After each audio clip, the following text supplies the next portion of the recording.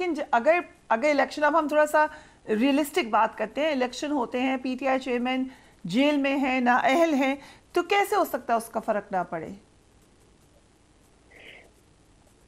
دیکھیں خان صاحب، ہم کیوں یہ پری ڈیٹرمن کر لیں کہ چیئرمین صاحب اندر ہوں گے؟ چیئرمین صاحب جو ہیں وہ باہر بھی ہو سکتے ہیں انشاءاللہ۔ جس طرح آج آپ دیکھیں، جس طرح ڈیولپمنٹس ہو رہی ہیں، کوئی سوچ سکتا تھا کہ جس طرح اب الیکشن کی ڈیٹ آ رہی ہے اور اس پہ آج کچھ لوگوں کو پریزیڈنٹ ہاؤس جانا پڑا، جن کے پاس بڑا وقت تھا امریکہ اور انگلینڈ کے سفیروں سے ملنے کا، پتہ نہیں ان سے کیا ملاقات کر رہے تھے۔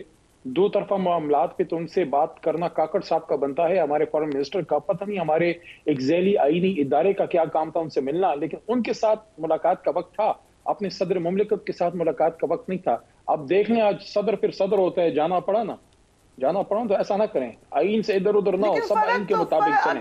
if he is in jail تو فرق تو پڑے گا۔ میں نے تو سنا ہے آپ نے بھی ذرا اپنے کھانا وانا سادہ کر لیا ہے کیونکہ آپ کے چیئرمین جیل میں ہیں۔ آپ کی زندگی کو اگر فرق پڑا ہے تو عام لوگوں کو کیوں نہیں فرق پڑے گا؟ کیا کیا آپ نے؟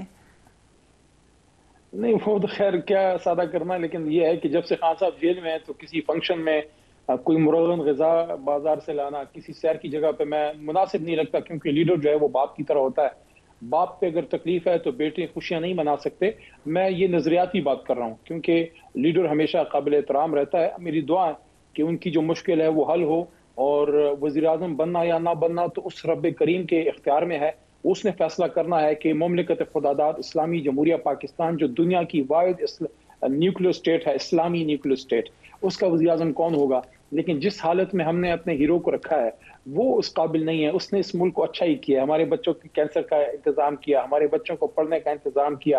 امریکہ بہادر کے سامنے کھڑا ہو گیا کہ نہیں دوں گا، میں سیٹلائٹ اسٹیٹ نہیں بننے دوں گا، جا کے امریکہ میں جا کے حرمت رسول کی جنگ لڑی، اسرائیل کے خلاف بات کی، ہندوستان کے خلاف بات کی، آزاد کشمیر کی زمین پہ جا کے اس نے کہا کہ میں آپ کا سفیر بنوں گا۔ اور اس آدمی کے ساتھ جو ہم نے کیا، میں نہیں سمجھتا، بس کریں یار، کیونکہ ہم نے ہمیشہ اپنے ہیروز کے ساتھ یہی کیا ہے۔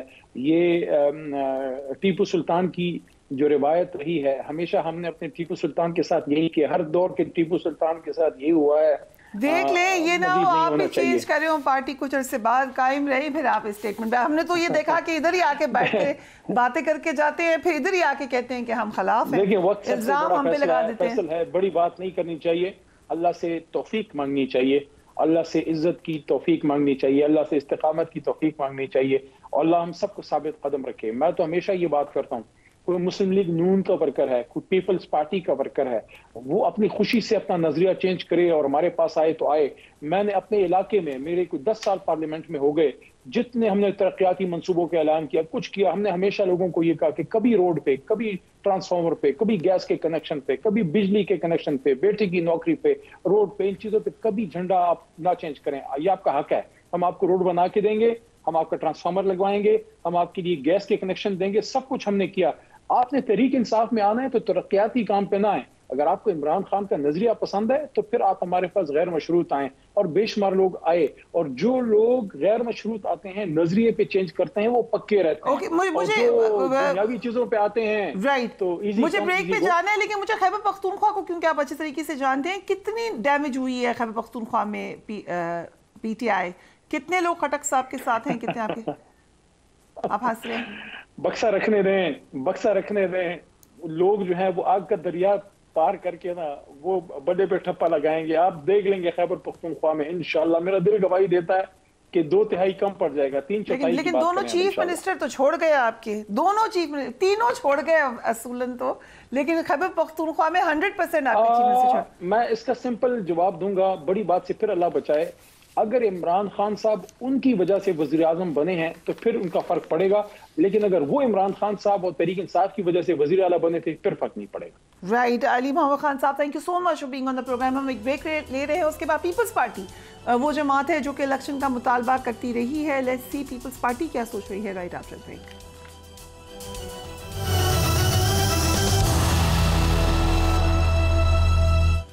And welcome back. Peoples Party جو مسلسل الیکشن کی تاریخ کی ڈیمانڈ کرتی رہی ہے، ان کے رہنما فاروق اچنائک نے تاریخ طے ہونے کو سب کی فتح قرار دیا ہے۔ لیٹس واچ ہم۔ फरवरी को इंशाल्लाह इलेक्शन होंगे। आज सबकी जीत है, पाकिस्तान पीपल्स पार्टी की जीत है, तमाम पॉलिटिकल और पार्टीज की जीत है। और मैं समझता हूँ हमारे चेयरमैन बेनवार भुट्टो साहब और सदर पाकिस्तान आसिफ अली जरदारी साहब हमेशा ये चाहते थे। पहले उन्होंने कहा था कि 90 दिन में इलेक्शन होने चाहिए, ये कॉन्स्टिट्यूशन की मैंडेट है, मगर क्योंकि 90 दिन में नहीं हुए तो हमारी हमेशा से ये कहते हैं, आवाज उठी है इस बात पर, इलेक्शन जल्द से जल्द हो और तारीख दी जाए। और मैं समझता हूँ आज सबकी फतह है। पीपल्स पार्टी साबिक हुकूमत में शामिल वो वाहिद जमात थी जो कि मुसलसल इलेक्शन की तारीख का मुतालबा कर रही थी। बिलावल भुट्टो ने तो ये भी कह दिया था कि एक शख्स की वजह से इलेक्शन में ताखीर की गई। Let's watch him. आज पाकिस्तान की जमहूरियत को, पाकिस्तान की आईन को, पाकिस्तान की इलेक्शंस को रोके गए हैं एक शख्स की वापसी के लिए। पिछला 16 महीनों का हुकूमत ने एक चीज साबित किया है तो वो ये कि पाकिस्तान को लंदन से नहीं चलाया जा सकता। हर किसी को यहाँ मौजूद होना पड़ेगा। साबिक हावी है वो भी इस बात को मानेंगे कि इलेक्शन का बार बार ताखीर वोट की इज्जत नहीं। Peoples party level playing field ना होने का भी शिकवा कर रही है और तहरीक इंसाफ को इलेक्शन की इजाजत मिलने पर मुसलसल जोर दे रही है। सैयद नवीद कमर ने कहा कि इलेक्शन में तहरीक इंसाफ को हिस्सा लेने की इजाजत ना मिली तो जमहूरियत पर सवाल उठेंगे। जरा देखिए, सैयद नवीद कमर फॉर्मर फेडरल मिनिस्टर हमारे साथ मौजूद हैं। थैंक यू नवीद कमर साहब for being on the programme. हम कह सकते हैं कि आप Pakistan is moving towards election और ये इलेक्शन फ्री एंड फेयर होंगे और लेवल प्लेइंग फील्ड होगी। बिस्मिल्लाहिर्रहमानिर्रहीम। शुक्रिया फरिया। पहली चीज पे तो मेरा ख्याल है कि अब तकरीबन इत्तेफाक हो गया है कि इलेक्शन की तारीख क्योंकि आ गई है और कोर्ट्स ने भी इस पे काफ़ी सख्त मौक़िफ़ अपनाया है कि ये तारीख जो है वो पत्थर की लकीर की तरह होनी चाहिए। तो इससे अब निकलने के रास्ते बहुत कम रह गए हैं। तो मुझे पूरी उम्मीद है कि आज के वाक़यात के बाद इलेक्शन हो जाएंगे, इसी टाइम फ्रेम में हो जाएंगे और उसके बाद बाकी जो हैं सेनेट के इलेक्शंस वगैरह और प्रेसिडेंट के वो भी हो जाएंगे। तो मेरा ख्याल है कि एक खुशाइन बात है। आज का दिन कम से कम हमें सेलिब्रेट इस बात को करना चाहिए कि it's a victory for all. कोई भी ऐसी पॉलिटिकल पार्टी नहीं है जो कि नहीं चाहती कि इंतखाबात हो। कुछ शायद 2 दिन आगे, कुछ 2 दिन पीछे की बात ज़रूर कर सकते हैं, लेकिन at the end of the day हर एक इंटरेस्ट में है कि इलेक्शंस हों। बाकी इलेक्शंस कितने फ्री एंड फेयर होते हैं या नहीं होते, ये सारी चीज़ें जो आपके सामने हैं उसके बेसिस पे जाहिर है कि एक परसेप्शन जा रहा है, कंटिन्यूसली जा रहा है कि एक पर्टिकुलर पार्टी को एज मिल रहा है। जिस तरह से केसेस अनफॉर्चुनेटली जैसे लास्ट गवर्नमेंट में केसेस उनके खिलाफ धड़ाधड़ बनाए भी गए और अजीब व गरीब जजमेंट्स देके उनको निकाला भी गया।